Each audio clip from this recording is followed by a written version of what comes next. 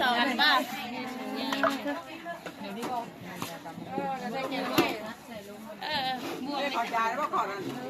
จะให้บวงนะไม่สิยายบวงหรอ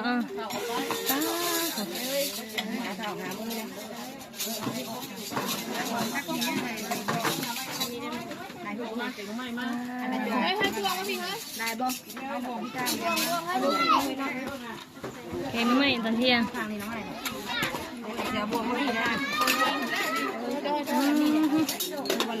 ใส่ไปตามตัวลายนี่บวงนะบวงลายอยู่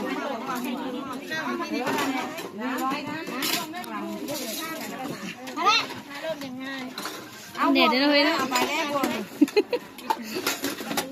มันไม่ได้ยินเลยตัวกันคอยก็เท่ากันเลยโอ้ยเสียอยู่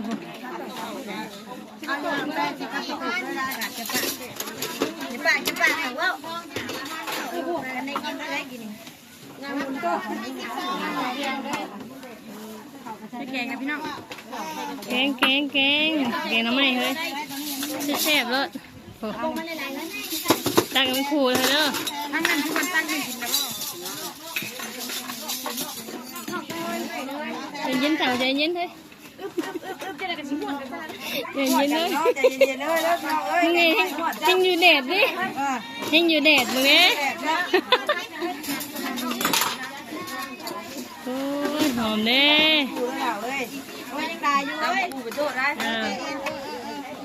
เนี่ยอาหารเที่ยงที่ดังเลยไม่ตามหูไม่ตามหู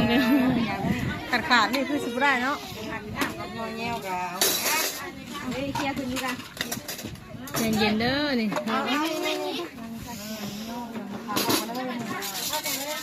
เสียครับเปิดภาพขึ้นมากก็กินก่อนพี่น้องเลยเนี่ยสะดวกแซ่บบ่บางฮงนี่หมักมูหมักมูพี่บางฮงเปิดภาพมากก็อยู่ในงานบุญพี่น้องเลยบุญแจกเข่าเนาะมีแต่แม่ครัวซุ่มแซวกันโยนโดยกะทักทายสบายดีสวัสดีพี่น้องเลยว่าได้อารมณ์คลิปดุนเลยมาได้จ้ะนี่ข้าวต้มพี่น้องเลยโอ้แม่ครัวทั้งนั้นกันพี่บันกันเอาเบิ้งในข้าวต้มนะนี่ข้าวต้มพี่น้องเลยหน่อยยาวพอดีเลยหน่อยยาวพอดีกินแซ่บงานบุญก็ต้องมีห่อข้าวต้มถ้าว่ามีบุญกับพ่อแม่ห่อข้าวต้มใช้ได้ถ้วยน้องแน่นะฮะสาหน่อยกินเบิดบ่นี่บ่สาหน่อยนี่หากินจะได้ทั่วบักข้าวต้มบ่กินเนี่ยกินยังไงไว้สาหน่อยพี่น้องเอ้ยน่ะมันแม่เพิ่นห่อบังฮงไว้ย่อข้าวเที่ยงแขกคนมามูมาทานพี่น้องเอ้ยมาเฮ็ดเวียกซอยเดินแล้วกวางคักกะลีกวางทางนั้นก็เต็นที่เฮือนแล้วก็โล่งสบายซ้ำพี่น้องเลยจะพวงกับไปลงคลิปโดนแต่ผมมีเวลาถ่ายคลิป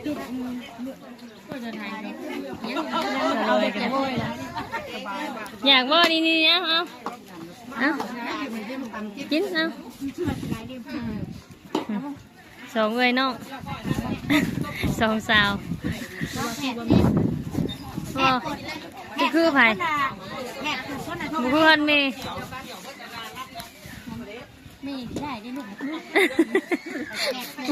เมย์กี่ได้มืออยากคืออยู่แต่มือนี่จะคือไผ่มือนี่นางหลาลูกหลาไม่คือไผ่นี่น่ะเมย์บุคคลเมย์แต่เนี่ยไผ่ไอ้พองก็คือบุคือ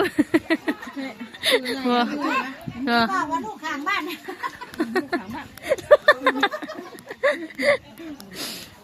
ยไผ่หรือเปล่าคือพ่อกับคือแม่กับคือลูกข้างบ้านพ่อกับคือแม่กับคือหอมหงไว้ย่อเข่าเที่ยง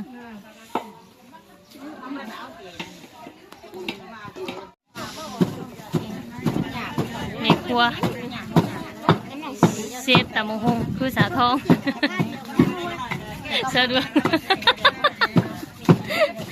วงหันมากอกนี่เครื่องเคียงตำหูจะพวงไม่มือแหลมดำหมด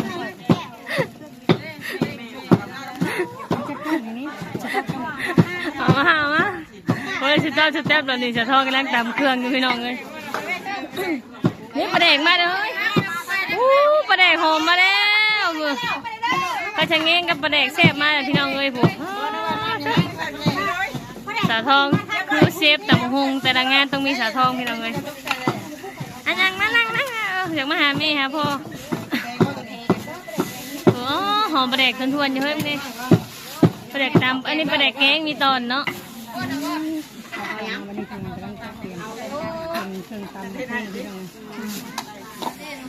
มีงานน้ำไหลก็ต้องมีสาทองมาตำหงจังแซ่บทางผู้เด้อแม่ทวนหลังกันเนาะทวนเนาะทวนอยู่สิขาดตัวนี้บ่ได้ตัวนี้นะขาดนี่แม่จะสบายอะไรขาดใจก็ว่าได้นี่นี่ปลาแดกตำมานี่นะเว้ยลายเซนไปได้นี่คนเซนปลาใช่ไหมโล40แม่โล40โดยสบายดีเฮ้ยจองก็มาบอกหาเติมจองไม่เลยเฮ้ยยังไง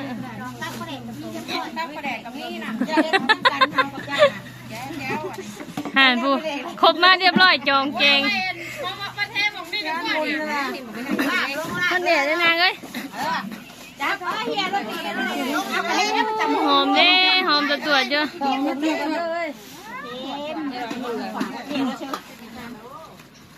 หอมไหมเนาะเต้ตัวเด้อเฮ้ยก่อนหลังตัวแม่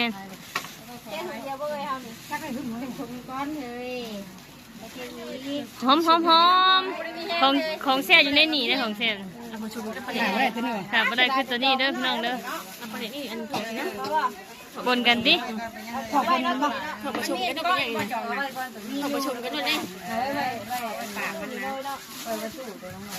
มีสองคนกล้องสะดวกคืองามเลยกล้องตัวแจ้งเลยดวงเลย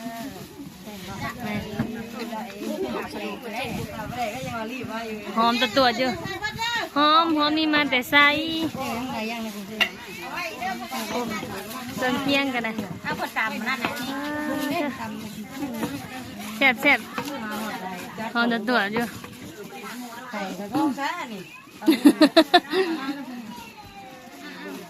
เรากำลังตำมักพริกไว้ถ่าเมื่อกี้นี่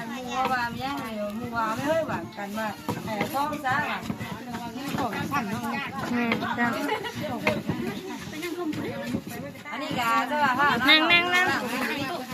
ของไม่เนาะ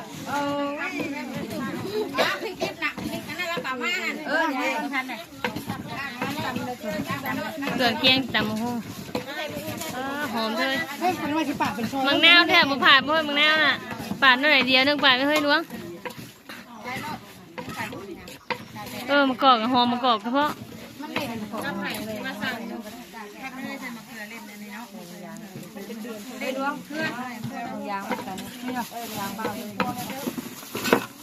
หอมเลยหอมปลาแดกตัวอยู่นะเว้ยตุ้งยับมาก่อนเลยจับกล้องกับเงือกงักอยู่สะดวก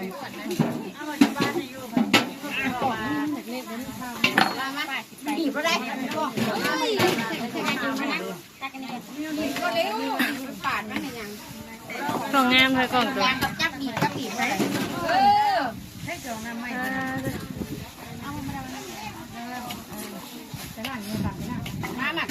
ทะเลล่างบ่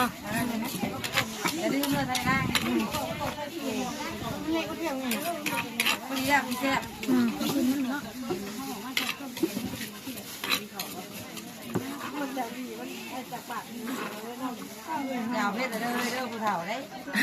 ผู้เฒ่าลายใช่ไหมมึงหน้าเฮ้ยทานมึงหน้าอีกเลยเฮ้ยดวงเป็นทานนอนเดียวนึงบ่อยู่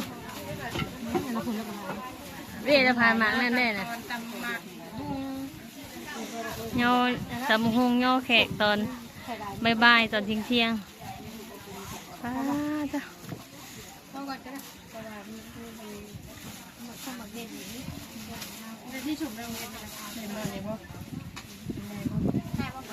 หอมได้สะดวกเลยหอมปลาแดกเด้ พ่อได้มาก่อนละดวงไปย่าได้พ่อเลยที่เฮ้ย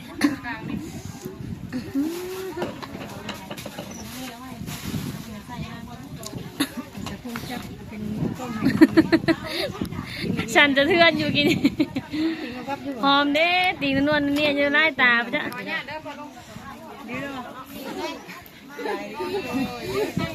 โอ้ยหอมเลยจะทวนอยู่น่ะขาดไปได้ประเด็ก ทีนี้ก็มาไม่อยากมาพอเห็นประเด็กมาก็มา สลัดดำเนินกินกับตำมะฮุงเลยป้าแซ่บ อันนั้นเนี่ยแบบเครื่องสูงมันปลา น้ำปลาเห็นแต่แก๊สนั่นบ่เฮ้ยเนาะไปเอาไปเฮ้ยด้วย หลายคนหลายบอลได้แต่ลองคนว่าจะเป็น ยังเฮ้ย ซื้อไว้ซื้อวันสั่งคนยังแล้วมัน อ๋อแมงวันเฮ้ยตัวไปฐานีได้แมงวันเขาอันนั้นเหรอ มันหอมเนี่ย ทานไม่เฮ้ยบางนาวนะเฮ้ยน่ะลวกอร่อยเฮ้ยถือไปเพื่อนได้ เก่งก็ไม่ ยันมาบ่พอนะ ที่แบบเก็บปลาลูก แม่ครัว2 เต็นดิผู้เต็นนั่นกันนะแยกกันอยู่แผนกหนึ่งเข่าเพราะทางน่ะแผนกหนึ่งแค่แผนกตำบักอันตำหุงอยู่พี่แผนกแกงหน่อไม้อยู่พุ่น ตัวมันอยากกันนั้นไว้เช็งไว้ มึงเล่นหน่อยงามซ้ำนี่ตำหุงเลยแซ่บ ต้องหามาขายไปชื่อก่อน เนี่ยเนี่ย เกาะถ้าเอาชื่อมาขายชื่อแบบวันนี้เก่งแล้วล่ะมาได้ไม่ได้ไปหาจานไม่ได้แต่ว่าเลยเด็ดจาน โจมมาเลยนะ จานเนาะ โจมมาเลยกับตาบ่ เพราะนั่นจานอะไรที่เป็นเดียนตัวไหนล่ะ จานเฮ้ยน่ะจานงามๆน่ะจานสีฟ้าอุ้ยหอมเลยแต่ดังทั่วถวดอยู่นี่มาตำมะฮุงตอนเที่ยงพี่น้องเอ้ย โอ้มันจะเราเป็นกายล้างนี่แหละ เกี่ยวกับผักจะมีเปิด คนอาหารซอสหมูเดี๋ยวหูไล่ซอสเพิ่นนะ ตกเตียง ไงเงือบบ่ คนอาหารซอสหมูเดี๋ยวหูไล่ซอสเพิ่นแล้วไอ้เด็ดด้วย หอมเนี่ย มาเลยล้างหรือเปล่า ล่างเดี๋ยวเตียงล่างเนี่ยแล้วไปดูถึงทะเลาะกินอยู่ชิมนั่งนิ้วชิมมาเฮ้ย เอาไปเจอกินบ่น้ำบ่จะต้องว่าเราไปเจอกัน ย่ำบุญย่ำแดดเสียงเพื่อน มาดูเลยบ่ได้เพก็มาแหละนั่นน่ะ เป็นได้เฮ้ยแซ่บบ่น้ำลายแตกน้ำเด้น้ำลายแตกน้ำเด้บัววานบัวนัวบัวเสริมบัววานบ่แต่แปลกนะมีกระปูดองใส่ได้แซ่บไปเนาะ ต่อมาต่อ ลงแล้วจะมีมาแต่งกันเลย นี่แก้วมาแล้วทำไมอ่ะ นี่มาอันแกงใหม่กับมาตั้งคนใกล้กับตังมือย่อ ไอ้ก็หามาตักคืออะไรนะจบหน้านี่เลยจับพักก็ไม่หลายเลยข่อยบ่มากข่อยบ่มีหลายด้วย ปูห่อนตากแดด ไม่ก็จะมาตักอีกที แกงหน่อไม้ ขอชกก็ได้ขอช่วยขอช่วย ทำจบโคกมันหายไปได้อีกมาแม่ พระอาจารย์เลยจ้ะ อย่าให้ยกโคก ตาเปิดขึ้นมาแกงหน่อไม้เหนียวข้าวเที่ยงแกงหน่อไม้แซ่บๆกับตำบักหุ่งนี่ ชิมชื่อด้วยทำกินเด้อกินดอกเลยกดไปยายแขกก่อน เราใส่อันนี้ไปเลยดิแต่กระดกบ้าเลยบ่มันไม่กันนึงใส่กระดกวางเลยดิ ถ้ามีคนถ่ายไปแล้วก็จะกระจับเขาชะน้ำ หอม แกงอะไรก็ตำมีแต่สองกันบ้าง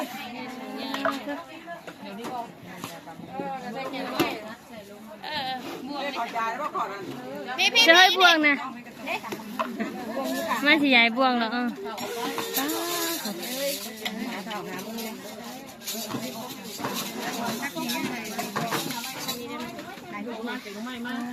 ห้ให้ตัวก็พี่คะได้บ่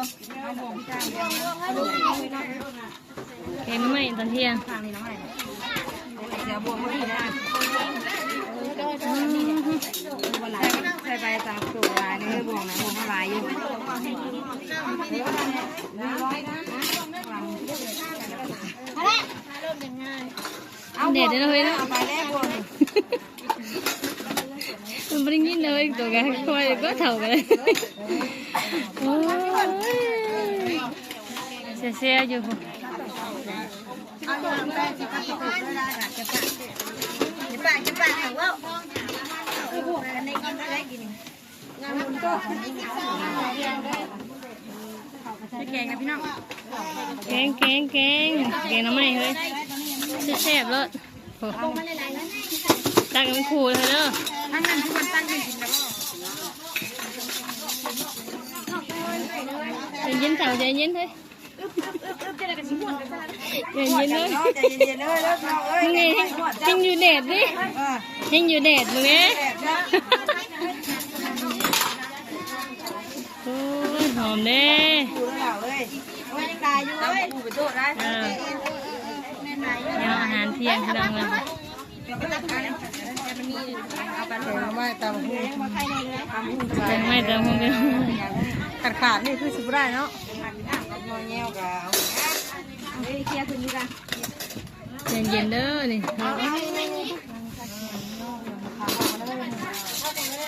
เสียซะมาบัดนี้ย่อแขกแล้วก็แม่ครัวก็กินข้าวบัดนี้ ในครัวกินข้าว แม่ครัวกินบัดนี้ ไม่เสียเว้ย กินข้าวได้ข้าวน่ะบ่มีบ่อ้าวตุ๊บ้อง เอาไปไหม ได้น่ะนั่นน่ะ บ่ได้ให้บด เด็กเอาบี้เอาแล้วว่ะ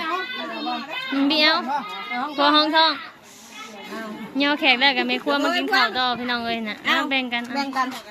กินข้าวพี่น้องเอ้ยกินข้าวก่อนเด้อมันแซ่บๆโอ้ทางนั้นกันแม่ครัวพากันกินข้าวหลังจากที่ว่าย่อข้าวแล้วก็พากันกินข้าวสามัคคีพี่น้องเอ้ยพอมาเด้อแซ่บๆน้ำกันกินข้าวเที่ยงแกงหน้ำไม้กับตำบักหุ่งแซ่บๆนี่แกงหน้ำไม้ใหม่หน้ำไม้สดซ้ำฮะมา